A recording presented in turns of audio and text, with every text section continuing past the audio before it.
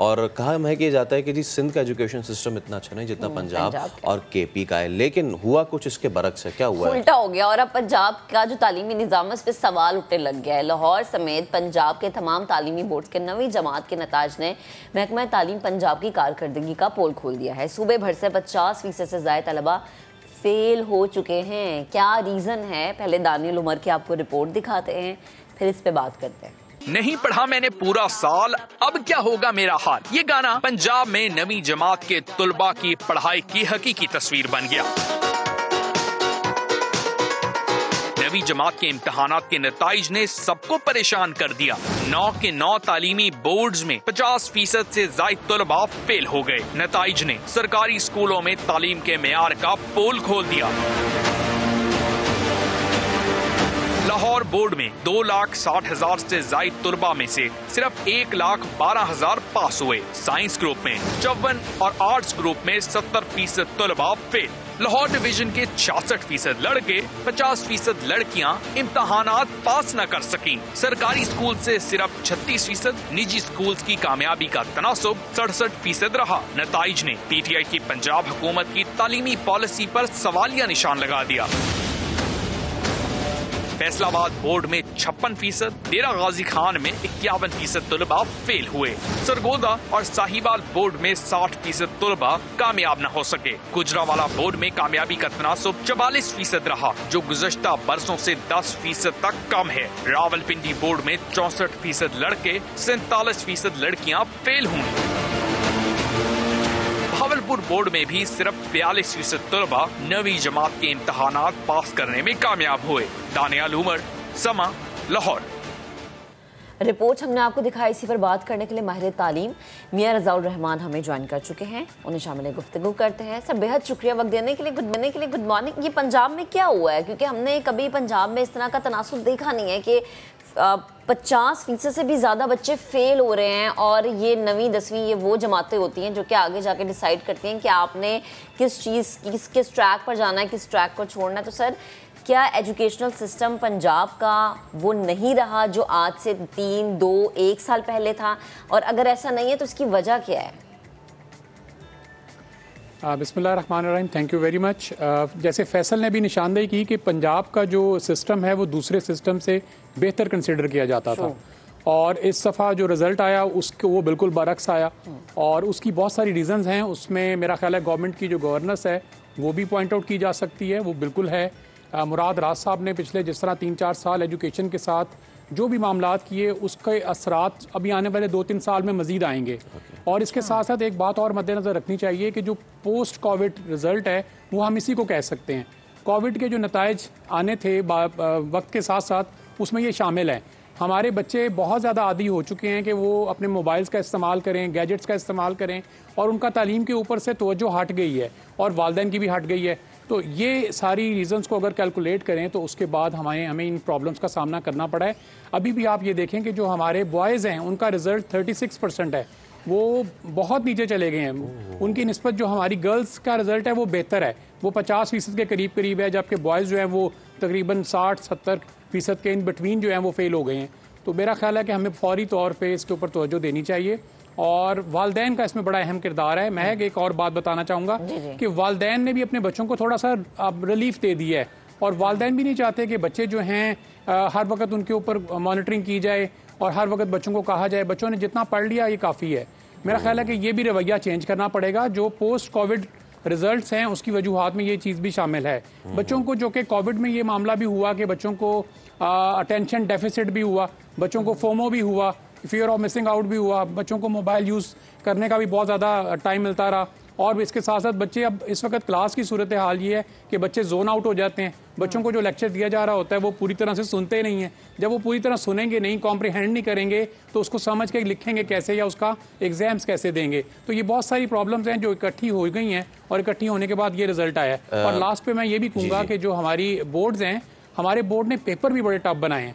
इस दफ़ा जो पेपर्स आए हैं मेरा ख्याल है वो भी कुछ टफ हैं, उसमें भी थोड़ी सी नरमी करनी चाहिए थी, और ये सब रीजंस में लाएं तो ये सूरत हाल है। जी रज़ा साहब, आपने ये एक अच्छी बात की कि जो लेक्चर्स होते हैं उसमें कंसंट्रेशन नहीं होती।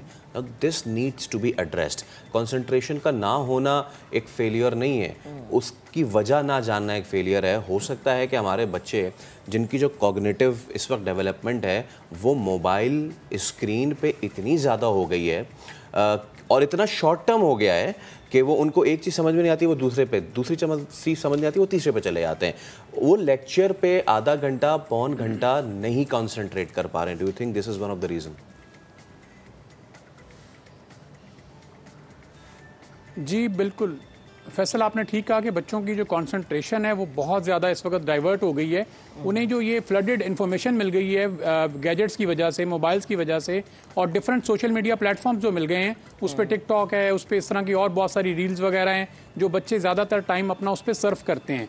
तो उस वजह से बच्चों का जो अटेंशन डेफिसिट, बच्चों का जो जून आउट होना कि अपने क्लास के अंदर बैठे हुए उनके ज़हन में कोई ख्याल आ गया और वो उस क्लास से निकल गए हैं और अपने उस ख्याल के अंदर वो चले गए हैं कि जी इस वक्त तो मैंने ये काम करना था, मेरे दोस्त ये कर रहे हैं, मेरी एक्टिविटी ये होनी चाहिए थी। ये सब वजूहात हैं इस चीज़ की जो हमारे बच्चों के लैक ऑफ एजुकेशन बन रही हैं।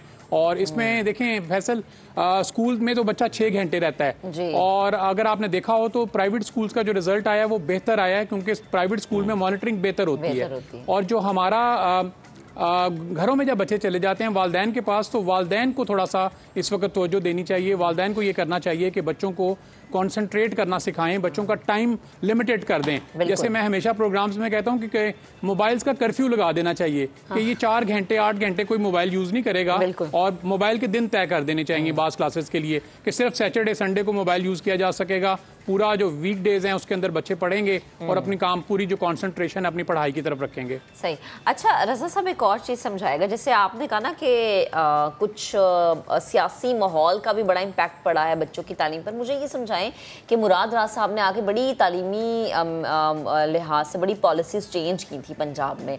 क्या उन पॉलिसीज़ को वापस उसी जगह पर लाने की ज़रूरत है जो कि हमने एक टाइम पे नून लीग की गवर्नमेंट में देखी थी?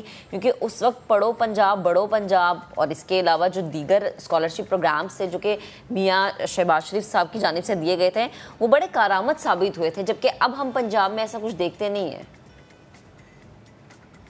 महक, इसमें कोई शक नहीं कि शहबाज शरीफ साहब ने बड़े अच्छे इकदाम किए थे, उनके बड़े फ़ायदे निकले और दूर रस नताइज निकले, और ये इनको अप्रिशिएट किया जाना चाहिए।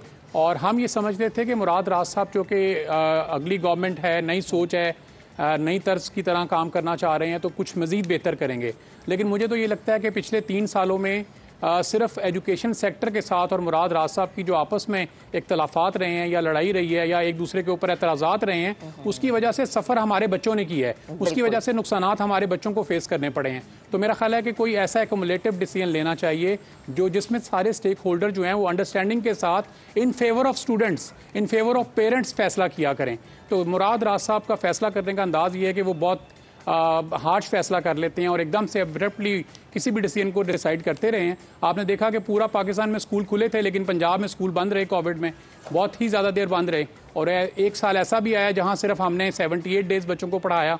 240 दिन बच्चों को पढ़ाने का इंटरनेशनल स्टैंडर्ड है और हम वहाँ पे बच्चों को सिर्फ 78 डेज स्कूल बुलाएं या 100 दिन बच्चों को स्कूल बुलाएं, तो मेरा ख्याल है कि ये बच्चों के साथ ज्यादती है और किसी को नुकसान नहीं हुआ। आज वो नुकसान बच्चों को भुगतना पड़ रहा है, आज उसके असरात बच्चों के सामने। ये रिजल्ट जो है ये इस हुकूमत की कारकर्दगी है। मेरा ख्याल है कि इस रिजल्ट को इस हुकूमत की कारकर्दगी समझना चाहिए, ना कि बच्चों की कारकर्दगी।